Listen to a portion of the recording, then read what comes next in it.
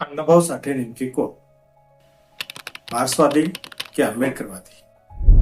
अण्णाभाऊंचं अख्खं जीवन कम्युनिस्ट पक्षात गेलं, तरीही त्यांनी आपल्या काव्यातून म्हणजेच जग बदल घालून घाव या गीतातून डॉक्टर बाबासाहेब आंबेडकरांची महती गायली. जग कसं बदलायचं हे मला कोणी सांगितलं तर बाबासाहेब आंबेडकरांनी सांगितलं, असं त्यांनी म्हटलेलं आहे. किरा कादंबरी देखील बाबासाहेब आंबेडकरांच्या झुंजार लेखणीस अण्णाभाऊ साठेंनी अर्पण केलेली आहे. त्यामुळेच अनेकांना प्रश्न पडतो की अण्णाभाऊ साठे नेमके मार्क्सवादी आहेत की आंबेडकरवादी? या प्रश्नाचं उत्तर स्वतः अण्णाभाऊ साठे यांनीच त्यांच्या एका समाजाला उद्देशून लिहिलेल्या अनावृत्त पत्रात दिलेलं आहे. ते या पत्रात काय म्हणतात तेच आपण आज जाणून घेणार आहोत. नमस्कार, मी युवराज सोनवणे आणि आपलं या प्रबोधनकारी चॅनलवर स्वागत आहे. माझ्या हातामध्ये हे एक छोटं पुस्तक आहे. पुस्तक म्हणण्यापेक्षा हा इतिहासातील एक महत्वाचा दस्तऐवज आहे, जो दस्तऐवज मी आज तुमच्या समोर खुला करणार आहे. माझ्या हातातील ही पुस्तिका खुद्द अण्णाभाऊ साठेंनी लिहिलेल्या, समाजास उद्देशून लिहिलेल्या अनावृत्त पत्राची आहे. याचं संकलन दिगंबर घंटेवाड यांनी केलेलं आहे. तर प्रबोधन प्रकाशनाने नांदेडच्या ही पुस्तिका प्रकाशित केलेली आहे. अण्णाभाऊ साठे समाजानं केलेल्या चुका दुरुस्त करण्याची अपेक्षा या पत्रात व्यक्त करतात. या पत्राची सुरुवात अत्यंत महत्वाची आहे. या पत्राच्या सुरुवातीलाच अण्णाभाऊ साठे लिहितात, प्रिय समाज बंधू आणि भगिनी, आणि लगेच ते मातंग समाजाला सांगतात की खरे तर यापूर्वीच तुम्ही समाज क्रांतीचे महानायक डॉक्टर बाबासाहेब आंबेडकर यांच्या सामाजिक व सांस्कृतिक चळवळीशी आपले नाते जोडून तुम्हीही एक क्रांतिकारी समाज म्हणून त्या क्रांती संग्रामात सामील व्हायला हवे होते. बाबासाहेब आंबेडकरांच्या क्रांती संग्रामामध्ये मातंग समाजाने देखील सहभागी झालं पाहिजे होतं, अशी अपेक्षा अण्णाभाऊ साठे या पत्रातून व्यक्त करतात. याचा अर्थ काय? तर समाजाकडून ज्या अपेक्षा अण्णाभाऊंना होत्या त्या अपेक्षा समाजानं पूर्ण केलेल्या नाहीत. अण्णाभाऊ साठे समाजानं केलेल्या चुका दुरुस्त करण्याची अपेक्षा या पत्रात व्यक्त करतात. पुढे ते लिहितात, काय झाले कुणास ठाऊक, तुमच्यासारखे शूरवीरांची मातंग अवलाद एका प्रचंड सामाजिक क्रांतीला मुकली. ती संधी चुकली. तुमच्या व माझ्याही दृष्टीने ही एक अत्यंत वाईट व अनर्थकारी घटना घडली आहे. त्यामुळे आता तरी तुम्ही डॉक्टर बाबासाहेब आंबेडकरांनी व मी सांगितलेला सामाजिक परिवर्तनाचा व वैचारिक क्रांतीचा संघर्षशाली मार्ग स्वीकारून तुम्ही भूतकाळात केलेली ही अक्षम्य चूक सुधारली पाहिजे. त्यासाठी तुम्ही आता समाज क्रांतीची शपथ घेतली पाहिजे. अण्णाभाऊ साठे या पत्रामध्ये समाज क्रांतीची शपथ समाजाने घ्यावी अशी अपेक्षा व्यक्त करतात. म्हणजेच अण्णाभाऊ साठे यांनी आपली वैचारिक भूमिका या पत्रातून स्पष्ट केलेली आहे. पुढे अण्णाभाऊ साठे अत्यंत महत्वाची कबुली देतात. ते म्हणतात, मी ज्या पक्षात आयुष्य घालवले त्या पक्षाशी मी आजन्म बांधील राहणे त्यावेळी माझे कर्तव्य होते. त्या कर्तव्याच्या बेड्यात मी अडकलो होतो.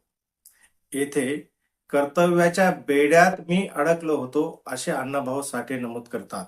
बेडी हा शब्द ते इथे वापरतात. यावरून त्यांच्या मनाची घालमेल आपल्याला लक्षात घ्यावी लागेल. पुढे ते म्हणतात, मी त्या पक्षीय विचारांशी एकनिष्ठ असलो तरी मी मनातून तळमळत होतो. डॉक्टर बाबासाहेब आंबेडकरांची मी साथ द्यावी मनोमन वाटत होते, परंतु मी माझ्या पक्षाशी बेईमानी करू शकत नव्हतो. म्हणूनच मी मनात प्रचंड चरफडत होतो. परंतु मातंग बंधूंनो, मला आज असे वाटत आहे की मी पक्ष सोडून डॉक्टर बाबासाहेब आंबेडकरांच्या सोबत त्यांच्या सामाजिक आंदोलनात गेलो असतो तर बरे झाले असते. येथे ते स्पष्ट कबुली देतात की मी तो पक्ष सोडून डॉक्टर बाबासाहेब आंबेडकरांच्या सामाजिक चळवळीमध्ये स्वतः सहभागी व्हायला हवे होते. मात्र त्यांनी तसं केलेलं नाही हे स्पष्ट कबुली ते देतात. पुढे या पत्रामध्ये अण्णाभाऊ साठे असं म्हणतात की माझी प्रतिमा तुम्ही घरात लावता, पण बाबासाहेबांची लावत नाहीत. माझ्या प्रतिमेबरोबरच बाबासाहेबांची प्रतिमा सुद्धा मातंग समाजाच्या प्रत्येक घरात असली पाहिजे, त्यांनी ती लावली पाहिजे. जय भीमच्या नाऱ्याबद्दल बोलताना अण्णाभाऊ म्हणतात, मातंग बंधूंनो एक लक्षात ठेवा, जय भीम किंवा जय अण्णाचा उद्गार स्वीकारणे म्हणजेच डॉक्टर बाबासाहेब आंबेडकरांचा परिवर्तनवाद व माझा क्रांतीवाद स्वीकारणे होय.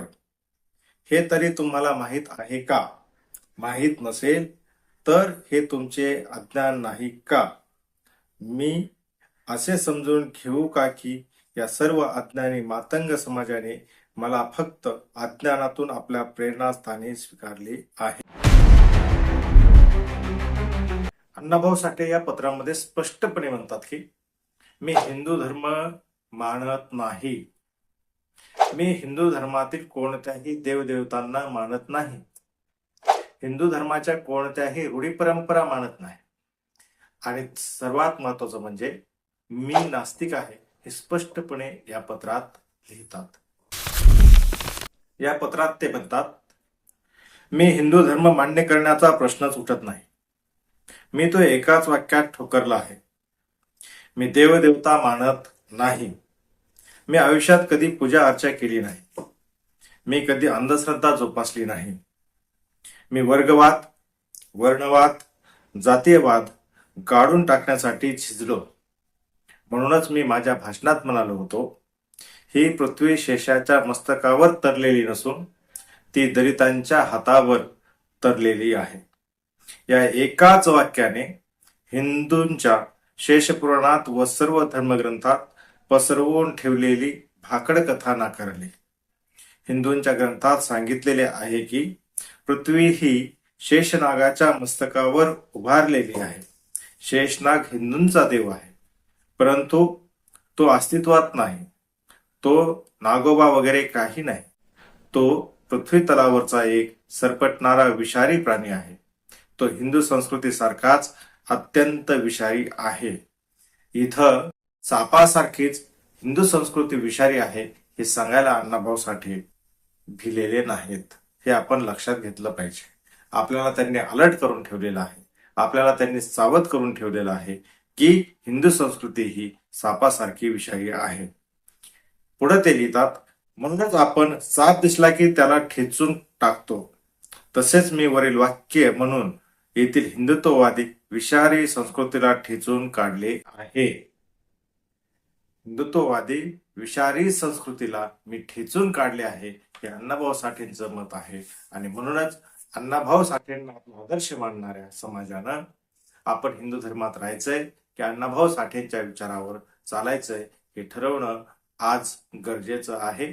आपण त्या अनुषंगानं विचार कराल अशी या ठिकाणी अपेक्षा व्यक्त करतो आणि थांबतो. जय भीम, जय अण्णाभाऊ, जय संविधान.